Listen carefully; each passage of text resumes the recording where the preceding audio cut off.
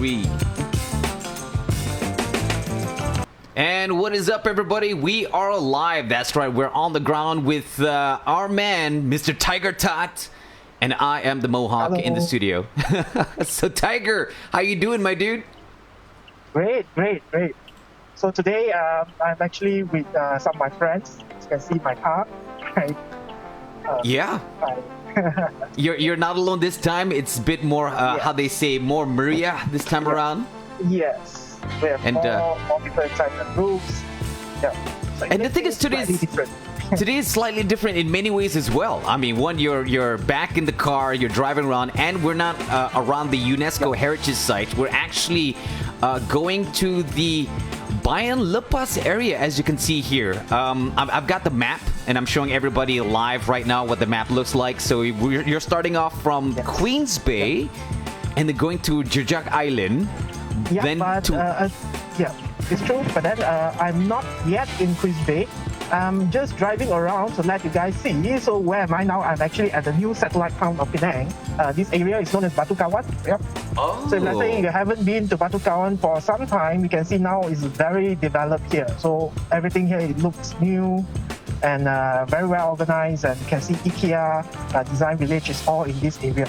So you're literally taking us on an actual journey where this is not like fake pre-recorded anything. We are actually going to be driving to the virtual locations, which is pretty cool. I love it.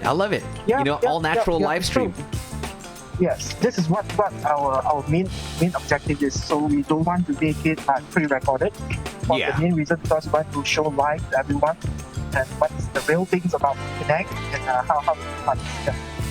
Yeah, and I love it how the title for this stream is, this is thanks to Amelia and Emily, who came up with the name as well. And I think you did as well, which and the rest of the Penang Hidden Gems, which is Enroute to the Modernization of Penang.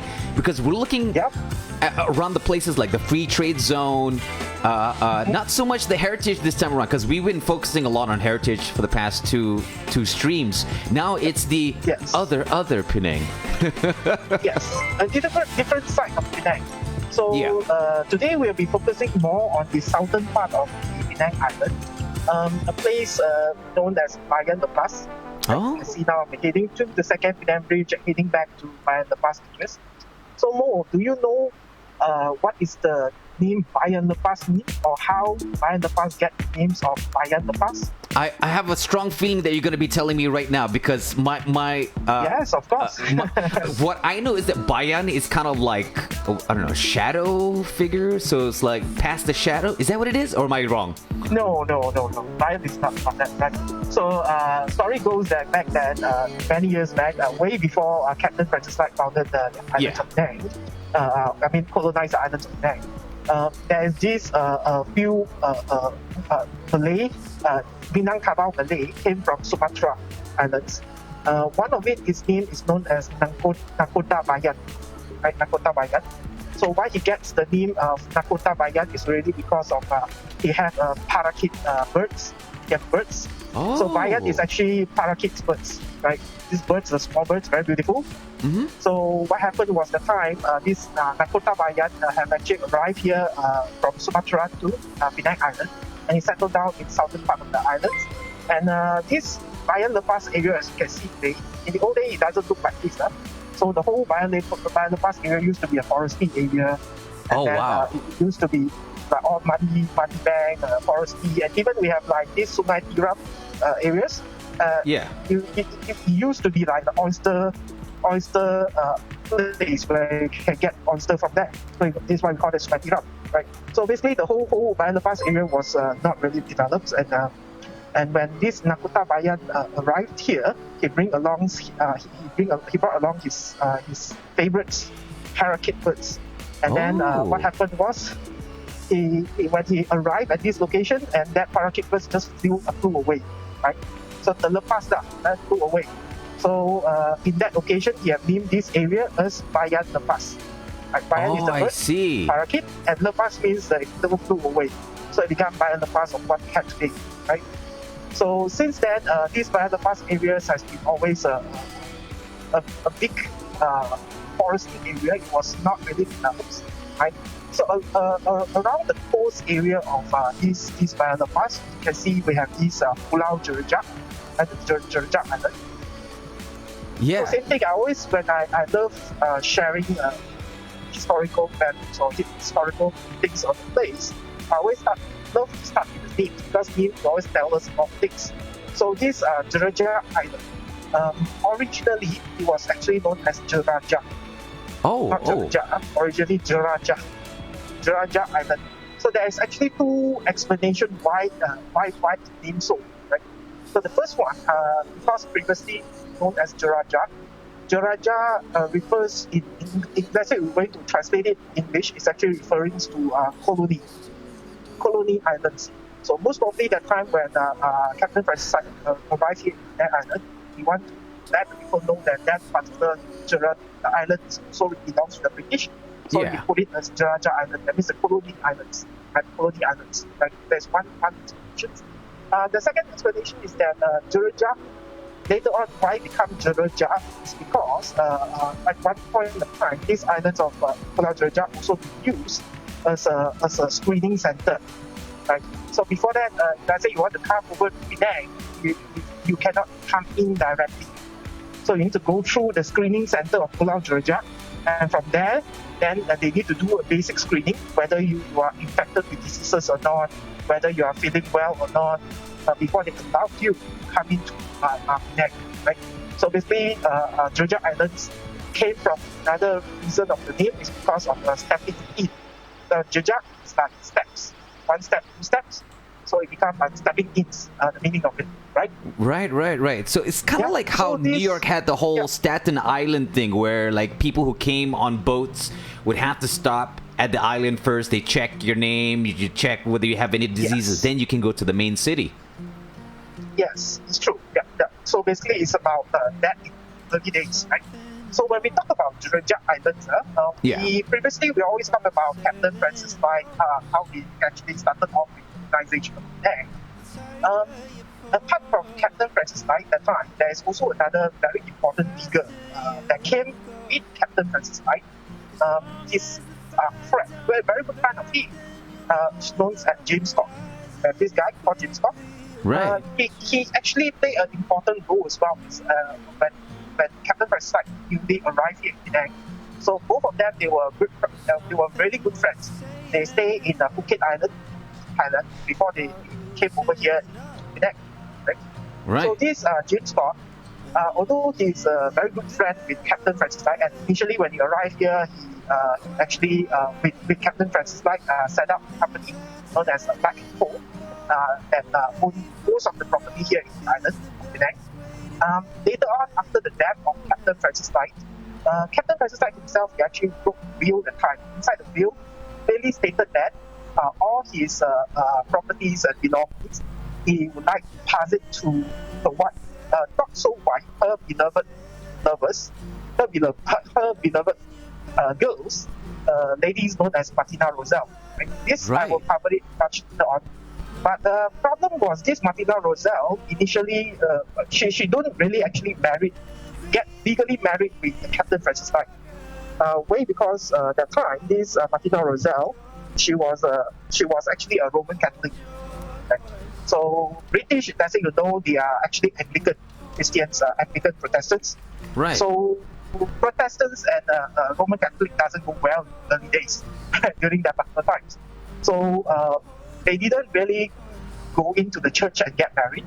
So the British government doesn't recognize Martina Roselle as the actual wife of Captain Francis Light at the time. So upon the death of this Captain Francis Light in the years of 1794, this James Scott felt jealous because at the time Captain Francis had left everything, whatever he had, to the wife Martina Roselle. So this James Scott feel jealous that, hey, I got nothing from my good friends. So what he did was he actually challenged Martina Roselle to the court and told the court that, hey, this Martina Roselle is not a legal wife with Captain Francis Light. So the will shouldn't stand. No, I am the business partner with Captain Francis Light. So supposedly myself, I'm supposed to be the the inheritance of the will instead of Martina Rosell. True enough, at the time, because James Scott was a very powerful person, he had actually a strong influence in the whole legislature. So he win the case, and Martina Rosell. I think we kind of lost Tiger there because she does nothing. Yeah, I kind of figured yeah. Oh no, I was about to say we kind of lost you there for a bit because you're literally driving on the second bridge right now, and I think you hit a black hole pocket. A black hole pocket, or a black hole, is what we call a section where we can't get any data. Okay. Yeah. But yeah, can you hear me? Are you back? Yeah, Tiger? I can. All right. Yeah.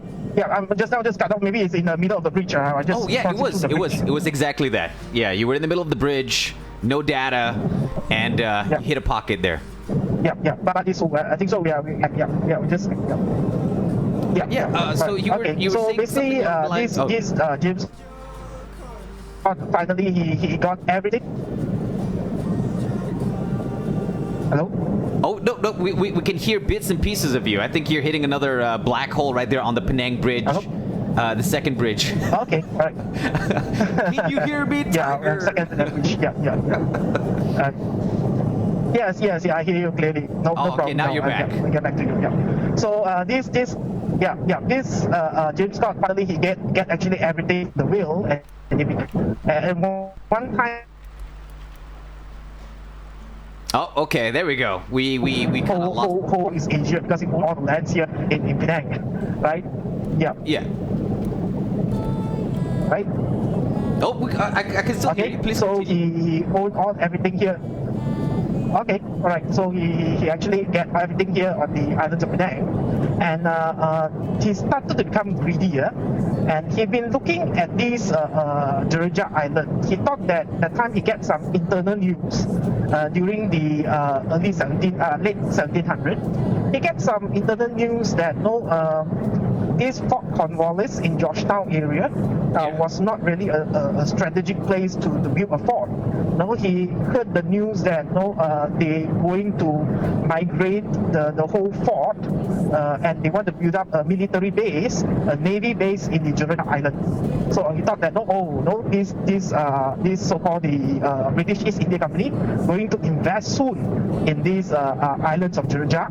So he did as well. He go and buy up a lot of spend a lot of money and try to spend it in the surrounding areas of southern part of the Penang Island, Bayan Lepas, what we call today. He named it as Jamestown at one of the time. So that time it was actually named as Jamestown, right? So invested a lot of money, but problem came. Chinese people, we always believe in a word known as karma. Karma. So when you did bad, you did something to get something that is not belong to you. The wealth supposedly belonged to Martina Rosell, the Yep. Well, is Captain Francis Light, but he tried to cheat it away, so ended up with the karma. He lost everything. Oh man. So he lost everything, and that particular time, there is another guy, a very important guy. He actually came into Penang. It's a guy known as David Brown, right? Oh, David Brown. So today, if let's say you go up to Penang Hill, you'll see that there is this David Brown restaurant, right? So David Brown restaurant used to be one of the place, the residing place, recuperation place for this for him. So this David Brown, he actually go into partnership with this James Scott, right? James Scott. After the death of Captain Francis Light, he arrived here in Penang, and then he went into this partnership with James Scott. And in the end, after the failure of the Jamestown, he managed to get all the wealth. After the death of this James Scott, he managed to get all the remaining lands from this James Scott. And David Brown then become a very rich person in Penang. They have contributed a lot of things to the islands of Penang as well, so including the Padang Brown, the brown field that we have opposite in the Natakrama areas. Yeah. So these are all his contributions. He has done a lot of good deeds into Penang, right? So his wealth continued today. Until today, his family is still enjoying quite a good life, right? Well, so I always believe in karma. I think there are a few Roselles that are still in Penang. I've met a couple of people with the Roselle's last name. I don't think so. They are the same one, right? So Martina Roselle, according, I believe so, because Martina Roselle ended up, he actually remarried again during the 1799. He remarried to an American guy. I think so. It's a British or American guy, known as Jean Timmy or something like this. So she actually remarried again. Yeah. Right. So she ended up with a different cause, right? So this Georgia Island, yeah. So I'm actually passing by the Georgia Island now. It's on my right, but I'm not sure if you can see from my screen. But I believe you can actually play it from the pre-recorded video, some pre-recorded videos I have. This Georgia Island, right, a very beautiful island. So let's talk a little bit about this Georgia Island. Okay. So it started off as I mentioned, initially it was planned to be a navy base by the British, but ended up the plan doesn't go well. Right. It was removed, the ideas, and then it became the screening center, as I mentioned just now, the screening center, screening center for the Penang. So you must know that by the years of 1800, this mainland side of the Penang has already taken down by the British as well, by this George Alexander William Baker. So he had already taken over the mainland side of Penang. So the time, if let's say you are a Chinese, when you arrive here in Penang, right, before you arrive here in Penang, you need to go through this Pulau Georgia, and then they will ask you a simple questions. The official there, they will ask the Chinese guy, let's say arrive, they will ask you that, hey, you came to this Penang for what purpose, right? So if let's say you say that, I'm a trader, I'm a businessman, I came here to do business. Yeah. So what they will do is that they'll point Georgetown to you. Then you can just take a boat and then go down to Georgetown, right? But if let's say you tell them that, no, I'm actually a very poor person, I've just come here to find some fortune, right? Some businesses and opportunity and all this. What he will do is that he will point to the mainland side. So in the mainland side, then far away, they have this Bukit Bertajam, right? Bukit Bertajam, the big hill. So they are pointed to that areas, and then they say that, okay, you take a boat and go over there, right? But Chinese, they wouldn't able to pronounce the word Bukit Bertajam that well, no? BM, Bukit Bertajam. It's difficult for them.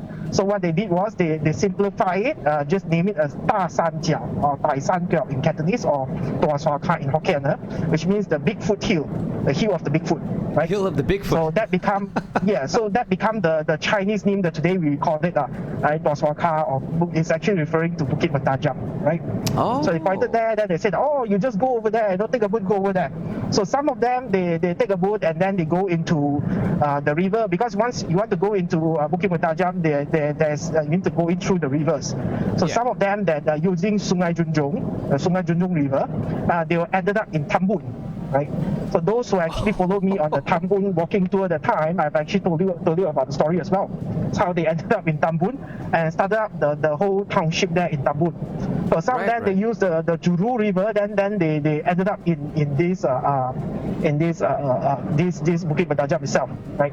So that's all how it started, the whole Georgia Island. And later on, after it been used as a screening center, at one time, because that time there was a huge rise in leprosy diseases. Yeah. So that time as well, this island also been used as the leprosy quarantine center, right? Quarantine center. So those who have actually infected by this leprosy, then you need to be sent there for quarantine, right? So it become a quarantine center as well. Right? So all the way until like the First World War. The First World War. So these islands of Penang, this island of Georgia, this Pulau Georgia, have also been part of a very important war. Right? I believe that time I've actually shared with you this First World War. So Penang is the only place that in the whole Asia that get impacted by the First World War, that get involved in the First World War, not second, first.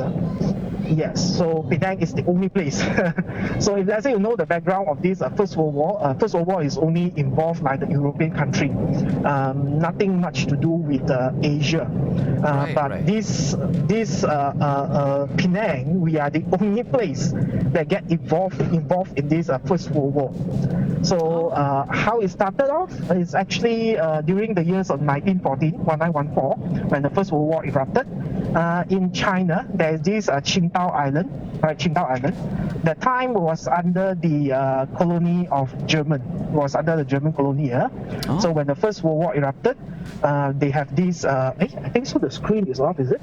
Oh yeah. Basically, we got you on portrait. I didn't want to interrupt any of your storytelling. Okay, right.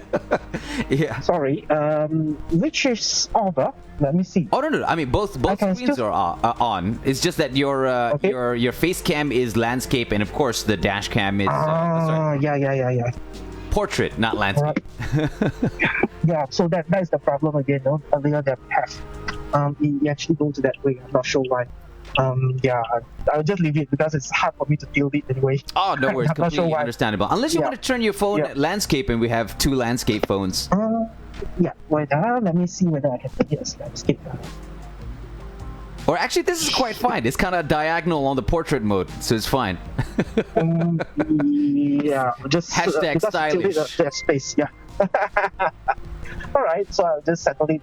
So Emily was asking, Tiger, does sampai Penang Island ke? Yes, he's already sampai. Yes. I'm now already at the Jereja Island area, so I'm very near to Queens Bay area.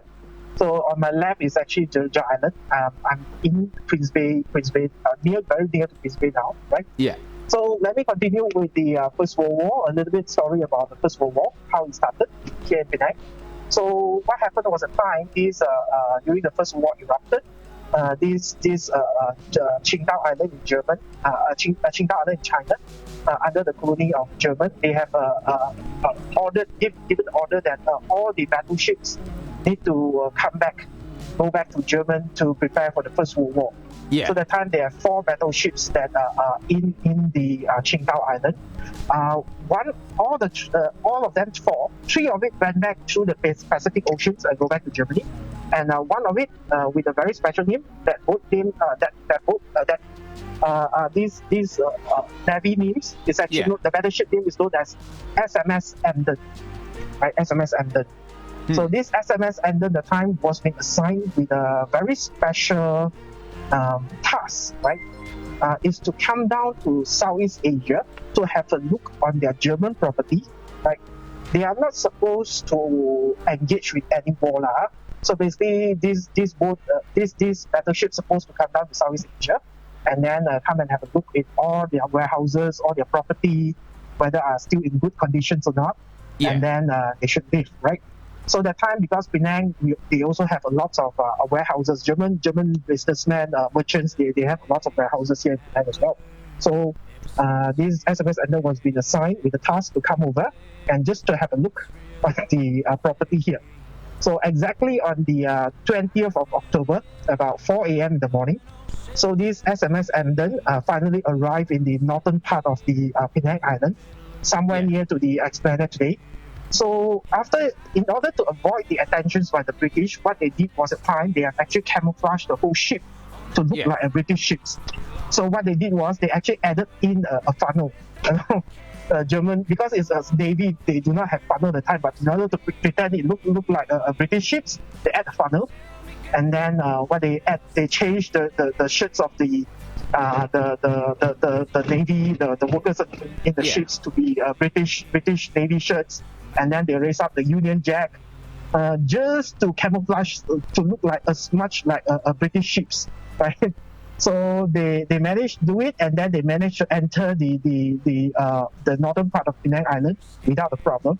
And then those who actually controlling the defense in the Fort Cornwallis areas, they doesn't really care. They just asking to come in, right? So it sailed in. So after it sailed in, the time this German captain, he saw a Russian ships, right? A Russian's ships that park near to the northern side of the Penang Island, right? So he felt dislike on that because he felt that that time during the First World War, the main problem was the Germans and the Russia, they are not in line with each other. Yeah. So in order to, when they see this Russian ship that parked inside the harbor, this German captain, he couldn't hold on his nerve. He cannot hold on to his aggression. So what he did, he actually shoot a torpedo over to the torpedo over, and then blasted on this Russian ship known as Jamberg, the Jamberg ship, and then sank it. Right.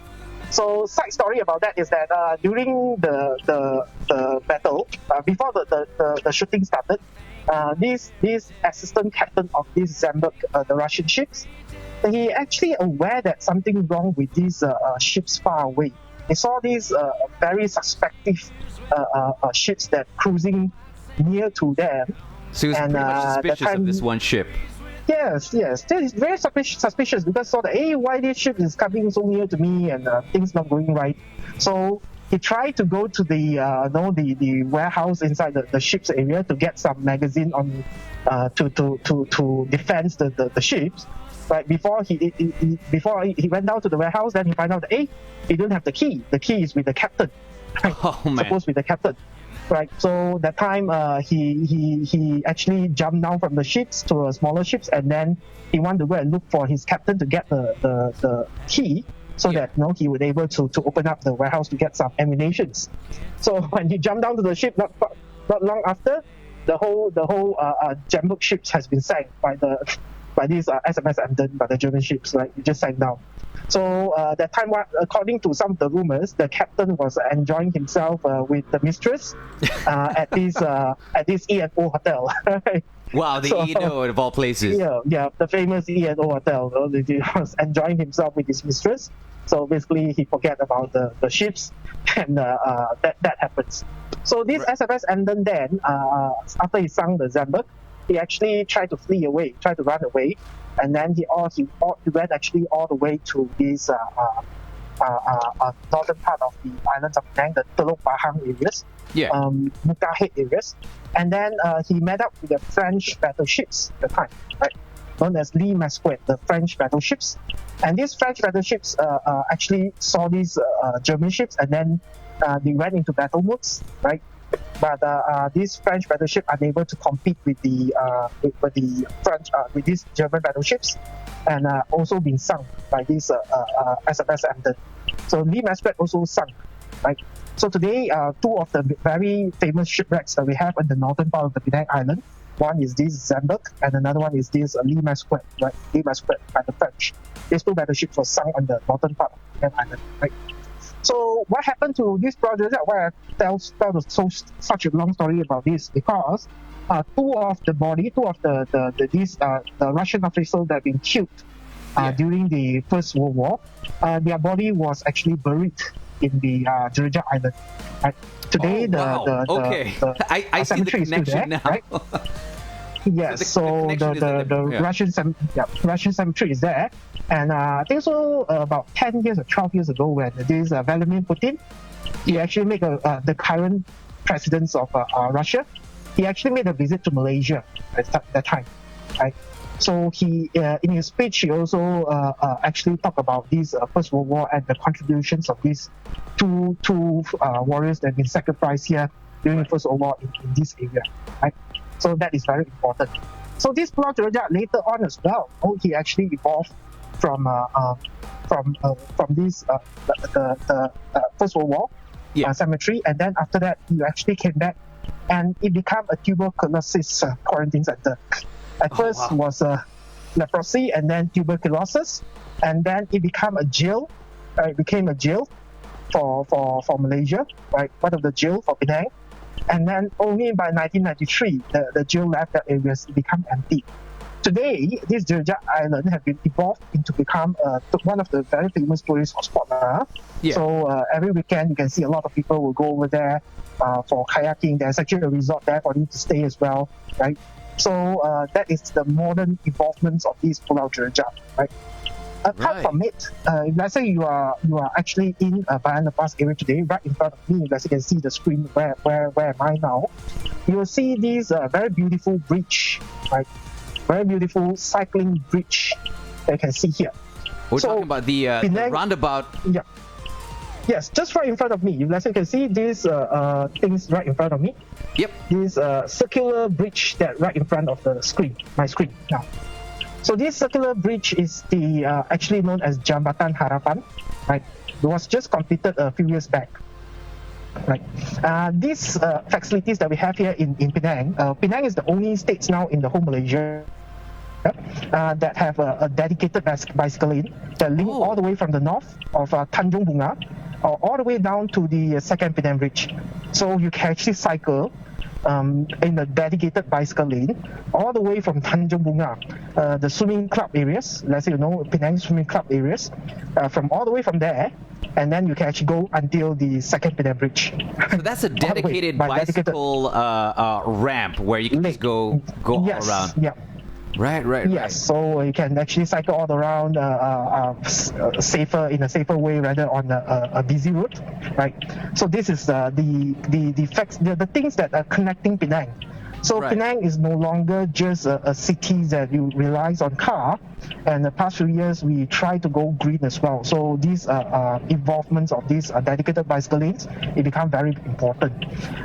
In order to commute in using these dedicated bicycle lanes, we also have the link bike system. Right. Have you tried the link bike before, Mo? Actually, yeah. I've tried the link bike from time to time. It's pretty good. Yeah, it's pretty good, right? So you just need to hop on to any of the stations to get the bikes, and you just scan the QR codes, and then you just release the bikes, and then you can just cycle to another stations, and from there you just put onto the bike, and then if you're too tired, then just take a grab and go back. Right? Yeah. So that is how easy of it to use our link bike system here in Penang today, right? So let's be Not sponsored by Link Bike, FYI. Just letting people know we're we are not sponsored by Link Bike anyway. Yeah, because it is actually a very good initiative that initiated by the Penang State Government. So I believe it's a great things that we can actually mention it about this initiative, right? The great things, right? Yeah. So Penang today is very different. So the current Bayan Lepas areas is filled up with all the big companies, all the big factories. And Penang as well, also known as the Silicon Valley of the East, right? Silicon Valley, because here we have so many big companies set up their branches here, their manufacturing hub, their R&D hub, all here in these areas as well, right? Yeah. But one very sad story as well, how to begin with. So Penang, since the early days, we are actually famous because of our free ports, right? Our free ports. It's always famous for the ports. Yeah, duty-free, free trading ports. So Penang, way before the existence of the free industrial zones that we have today, Penang is always famous for our free trading ports. Our businesses, our economy, everything rely heavily on the free trade ports. All the way, even until Malaya, we get independence and we get into Malaysia, all the way until the years of 1969, when the federal governments decided to remove the free trading port rights to Penang. So imagine the time at the 1969 where all our economy that heavily rely on these free trade ports, they've been removed. Immediately, all the Penangites here will feel the impacts of the economy. And at that particular point, we have our unemployment rates that rose as high as 16.5%. Imagine 16.5% of unemployment rate here in Penang. That is crazy number during that period of time. And who was the chief minister of Penang at that time was Lim Chong Yu, right? Tun Lim Chong Yu. This guy, Tun Lim Chong Yu, have actually done great contributions into the whole modernizations of Penang, right? Without him, we will not have much of the things that we have today. He have contributed a lot in the whole infrastructure build-up of Penang. Mo, can you name some of the Dr. Lim Chong Yu contributions that you know? Just give me some.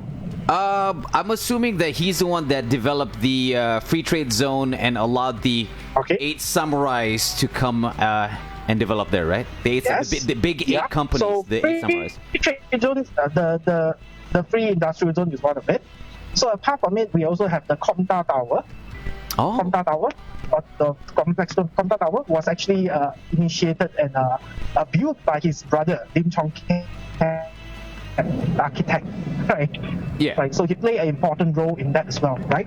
So beside Komta, we also have the first Penang Bridge, right? It was also built under his tenure, right? Apart from it, we also have the upgrading of the this what we call as the airports. So our current airports of Penang International Airports previously was a very small airport. Then he actually contributed in upgrading the whole airports into the international status that we have today. Yeah. Right? So that is also one of his contributions. He had done a lot of things, and imagine that particular time during the 1969, when the unemployment rate was so high, there were a lots of people get unemployed. So he came up with the idea at the time, because in Penang we have a lots of parking slots, street side parking slots, the yellow color parking slots that we have that time.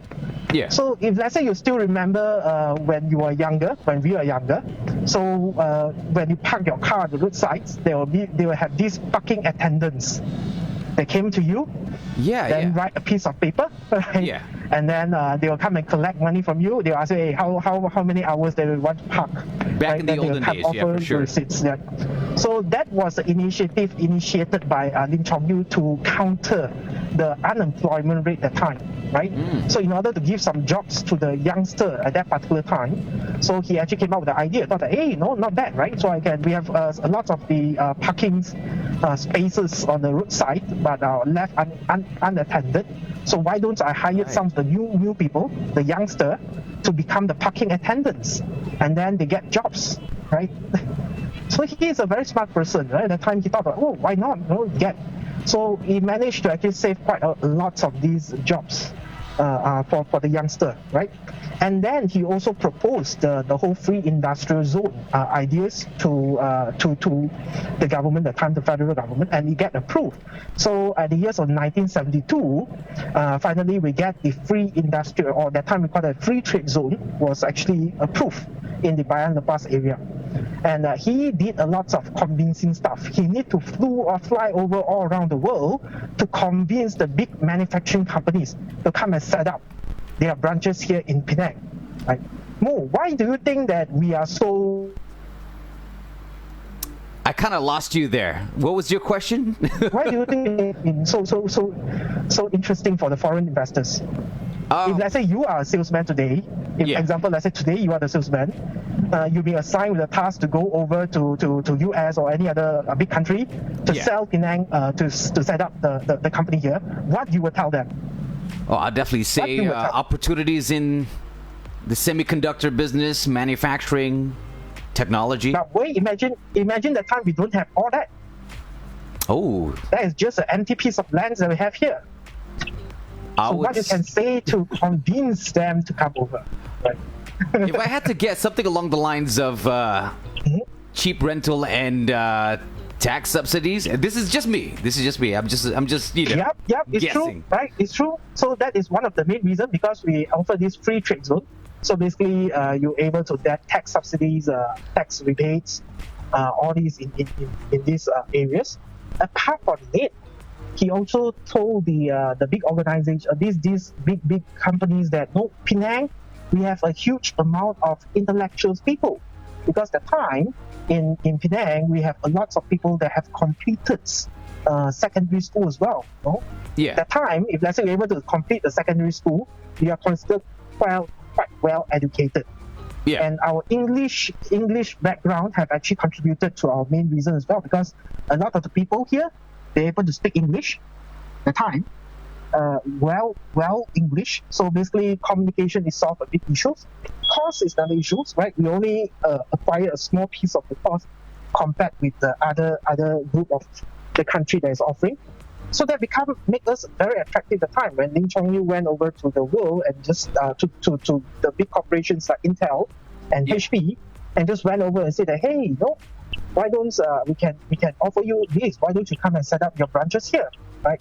And he also promised all these big organizations that he's going to build up all the infrastructures in these areas, right?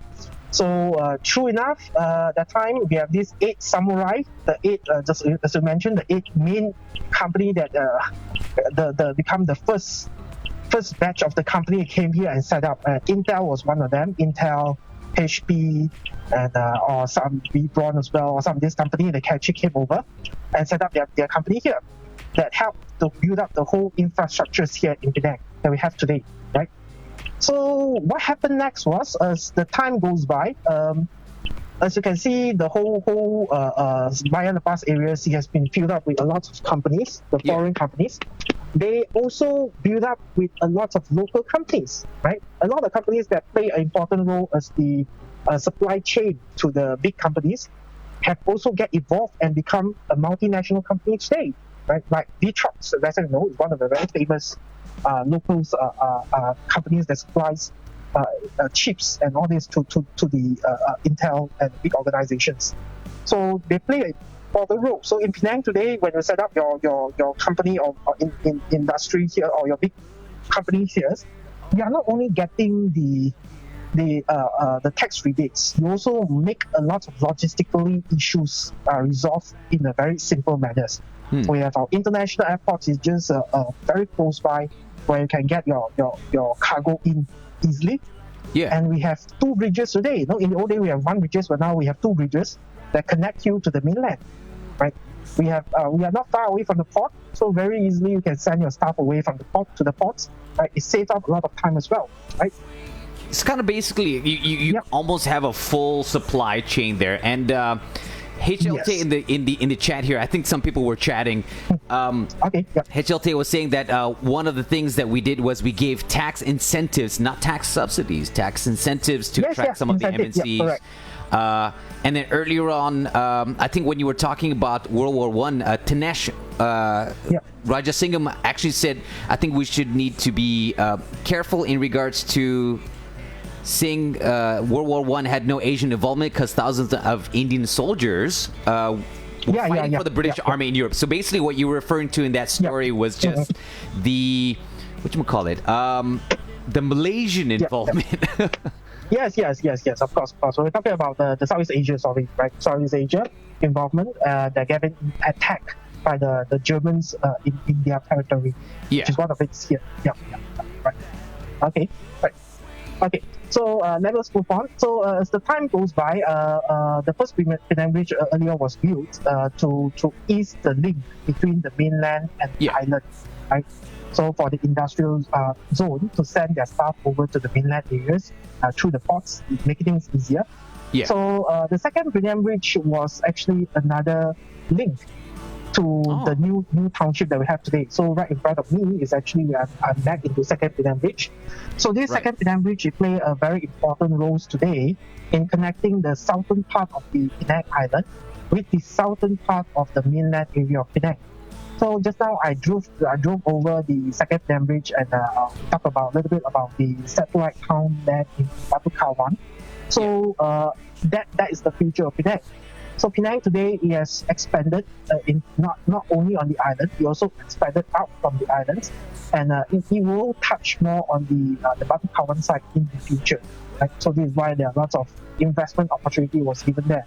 Even we have like a lot of universities building up there, and the construction is building up there as well. Just so you can see. Okay. Right. Yeah. So the second Penang Bridge play also a very important role. I'm not sure whether you still remember, we have actually a year that I actually ran for this Penang Bridge International Marathon. I remember that. Yeah, you did. Yeah. You actually competed in the Penang Bridge Marathon, if I'm not mistaken. Yes. So one of the Penang Bridge Marathon that I ran at the time is actually on the second bridge. There was one time the marathon was held here in the second bridge.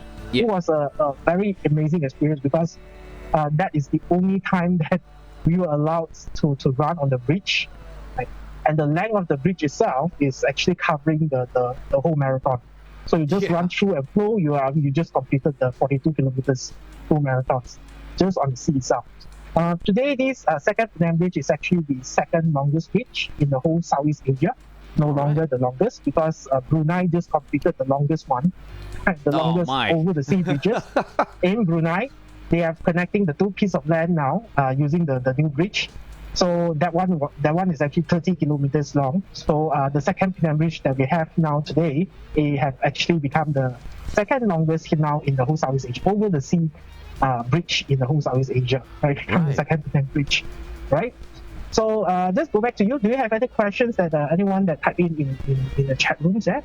So far, a lot of the questions were whether you're on the island, and I think earlier on, Kanesh as well had mentioned that somewhere this was a far earlier topic when you were on the second Penang Bridge and you were driving to the island.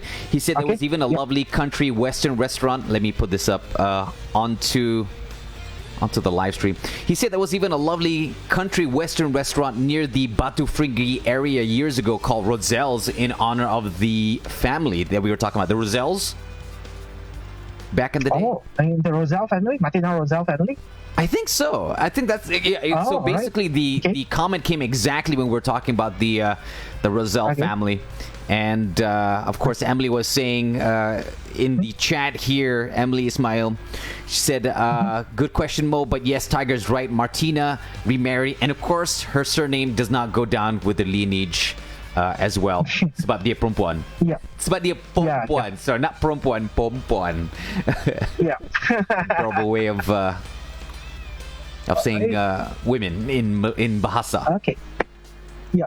So a little bit back on I think so last week, because we have a lot of connection issue and I was not able to tell you all more. Yeah. One of the thing about if let's say today you visit the Fort Cornwallis, inside Fort Cornwallis, you will see they have this so-called the Captain Francis Light bronze statue, right? Captain Francis Light bronze statue. And one funny thing about that bronze statue is that in the initial year, when during this bronze statue inside the Fort Cornwallis was actually constructed after 150 years of British colonizations of Penang. That time they want to celebrate the 150 years. And then, but problem was the time this Captain Francis Light, he didn't actually left any image or portrait or drawings that on how he looked like. So nobody basically know how actually he looked like, right? So in order to build up the bronze statue, what they did was they actually need to go all the way to Australia, Adelaide, a place known as Adelaide. Adelaide was actually colonized by the son of Captain Francis Light, known as William Light, right? He colonized Adelaide. I didn't know that. So today, Adelaide and Georgetown is actually sisters. They have a sisters relations because the fathers colonized the Penang, Georgetown, and then the son colonized the son, Adelaide. Colonized the Adelaide. In Adelaide as well, they have this bronze statue of Captain William Light, right? So in order to make the bronze statue of Captain Francis Light, they have actually sent over some of the local artisans all the way there to Adelaide, and then to get the image of the son, to build up our bronze statue of Captain Francis Light today here in Penang, Georgetown. Right? So it's kind of like same, but different, but still the same. Different. Yeah. We got a message from HLT here. He says, thanks to the Free Industrial Zone, which grew many of Penang people, especially in modernization of Penang. Today we are having many local companies and is listed in Bursa from this Free Industrial Zone area. Those local companies well in support of the supply chain demand, including technology, world-class manufacturing infrastructure, people, and many more. I foresee that this free industrial zone can propel well to support the world's technology demand in the next decade. Well done, Tiger and team, for today's topic. So basically, thanks, HLT. Yeah, great. So apart from, if let's say you can see the involvements of the free industrial zone as well. So it started off as the manufacturing hub. So in the old days, Penang was actually a very famous manufacturing hub. Yeah. Today, it no longer evolved in that much of the manufacturing, but it have actually upgraded into more R&D, engineering, because as time goes by, a lot of the local people here, we are more skillful now. So we have a lot of skilled laborers. especially during the early days, we also have set up these known as PSDC, Penang Skill Development Centers, right? So these PSDC play a very important role as well because it is actually a collaboration between the state governments and also the big manufacturing companies here. So they provide skill trainings to the local people, and then after when you graduated, then they will be provided with jobs, right? So that is a very good place where he actually upgraded the whole skill levels of the people here in Penang. So today, Penang, we can say that there is actually the engineering heavens for lots of engineers. So those who graduated in Malaysia in engineering, they always come over to Penang to seek for jobs to work in Intel, right? Actually, we like your wife as well, right? Yeah, like your wife as well. Exactly, the wifey as well, my dude. But we actually got a question from Tan David. Hi, David. How you doing? He says, do you have any info about the origin of the name of Bayan Lepas? I think he probably just came in. He didn't hear the part where you were explaining. Right. Yeah, so maybe regurgitate that little point. How did Bayan Lepas get his name? Yep. So as I mentioned earlier, it was actually named by captains, Malay captains, Minangkabau Malay captains came from Sumatra Island. So his name is known as Nakota Bayan. So why he's known as Nakota Bayan is because he have a parakeet birds that always come with him. So these birds somehow, when he arrived here in these areas, flew away. Fly away, fly away and lost. So at that moment, this Nakota Bayan had came out with the ideas of naming this place as Bayan Lepas, which means his parakeet bird had lost, had flee away. Lepas, the Bayan has Lepas. Bye birdie, the Bayan basically. Bird had Lepas. Yeah. Oh wait. So this is how it started off the name. Is that what it technically means? Like, bye bye birdie. Like the birdie flew away. So wow. Bayan Lepas. Yeah. That's kind of cool. Yeah. This is how it goes. Right? Yeah. That is all how it started. The whole place. Yeah. Yeah. Right. So yeah, David. Okay. That's the a rehash of the source, the origin story of the Bayan Lepas name, which is actually pretty cool. I like it. I like Mo. I have questions for you as well. So personally, I know you involved much in the technological world. So you work in Digital Penang, so you know a lot of digital stuff as well. So let me ask you a question, right? Since you are involved more on the technological base. So tell me a little bit about what is Industrial 2.0, Industrial 3.0, Industrial 4.0 that are coming up. Right. Well, at the moment, what we're trying to do is suddenly I'm talking about work on this live stream, but okay. We're not talking about work. Just tell us a little bit about what is Industry 3.0 and what is Industry 4.0. What is the difference? What is the difference in terms of development, or what we're trying to do is that well, the idea is that because of the demand of technology and different new industries that are popping up, so that's pretty much what the difference between 3 and 4 is. It's trying to gear towards having Penang adapt to the new changes and demand within what is out there in the world. That's essentially what I can say in a nutshell. So that goes into looking at what we have available, and in terms of the talent pool, how to attract back Penangites from abroad to fulfill these gaps in talents, so we can actually have not necessarily just MNCs, but local companies as well develop and actually fill that demand, in terms of tech, in terms of the new technology that's coming up, especially things related with online apps. And apps is one of many things, but a more higher end technology aside from just manufacturing and semiconductors. Not to say that it's bad, it's just that it's expanding that that scope. I hope I explained that well. In a nutshell. Okay. So basically, what actually I meant is that Industry 2.0. In the old days, how the whole chain system started up. So when the Industrial 1.0, they have these manual labels that need to cut and do things by human.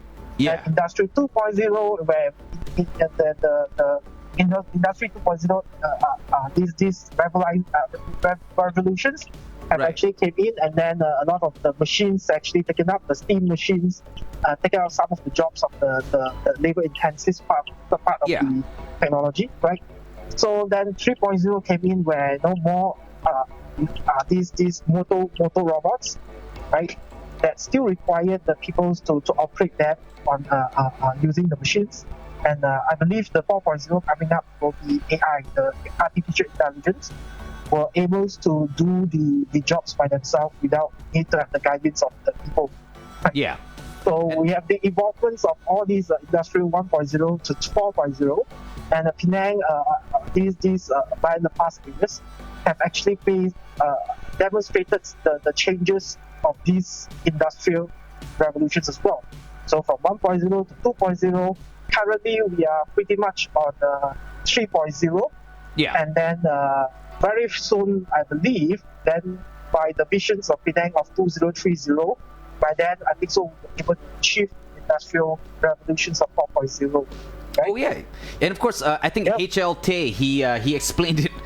Thanks, HL Tay. He explained it a lot better than I could. He said basically Industrial 4.0 is the application of technology to digitally transform how industrial companies operate. So I think that's a better explanation, where 4.0 is where we're meeting the market demand and using higher end technology to be more efficient. Wow, how come I didn't see that before? My God. Yes. That was a much better explanation. Right. But essentially what it is an evolution from one stage to the next. Like you said, first we started with labor, then steam, and now we're at 3.0, and now we're going into higher end technology. Well, also at the same time, I know a lot of people might be worried is like, if we have all these digital things or robots taking over various roles, what happens to the individual? Actually, that's one of the things that we need to tackle as well, to figure out how to upskill people. Because this was pretty amazing. I actually watched a documentary, and I can't remember what it was, but somebody was saying that although robots may replace some professions, or basically things become more automated, it also leaves room for newer jobs to pop up. Like, for example, the maintenance of the robot was something that people never thought about. So that also opens up a new avenue when it comes to, like, say, engineering. Because you still need engineers to maintain these robots. So that's a brand new field that opens up. We also need people who are experienced with programmable chips, which we already do in the free industrial zone. We have people who specialize in that. But also at the same time, it would broaden up that spectrum of that specific industry. Sorry, long-winded answer, my bad. But I think Yes, and I think so. Penang also did very well in the sense that we have made internet as utilities. Yeah. Oh my God, right? That is actually true. So I don't know if many people know this, but initiative, they have actually, So in actual fact, Penang is the only state in all of Malaysia where the internet is an actual utility. So what happens is that all developers of residential areas or condominiums, they would have to have fiber optic cables, and the copper cables would eventually have to be phased out and upgraded, because just like electricity and water and sanitation, the internet is no longer a luxury in Penang. It's a utility. It's a need, right? It's a need. No it's an actual need. It's an actual need, it's not just a want anymore. It's a need, right? So it makes a difference. So talk about, remember just now we talked about the parking systems that we have here? Yeah. The parking system, like the street side city council parking system. So in the old days when Ling Chong Yu founded the way by hiring those parking attendants to mark down the coupons on the charges. And then we evolved much into a coupon style self scratching parking systems, and now we have the Penang smart parking systems, right? Yeah, so that's why by you using the notice that apps, some places where you have that bump in the middle of parking space, that's part of the whole infrastructure where you could literally now leave your car in a spot and then use the app to pay for parking. So we are transitioning towards the digital for sure. Yeah. So we actually, the whole Penang today, they have evolved in many ways, right? They have changed in many ways, and it's no longer just the Penang that we have in the old days. We still have the old Penang, but we have actually evolved, industrialized in another sense as well. Yeah. And of course, Tan David was asking, are the tax incentive schemes for the free industrial zone still in effect today, or is it remains in name only? See, the thing is, when a lot of these companies, the Samurai 8, the ones that were getting the incentives and all of that jazz, they actually signed a multi-decade deal. So it's still technically in effect until that contractual agreement lapses. Still with me? Okay. All right. Oh God, sorry. Yeah. For a moment you went silent. I was kind of worried. I was like, did I lose Tiger? Is he gone? No. I'm still here. All right. Yeah. So today, we are just right on time. Right, we're at 6 o'clock now. Yes. Finish up.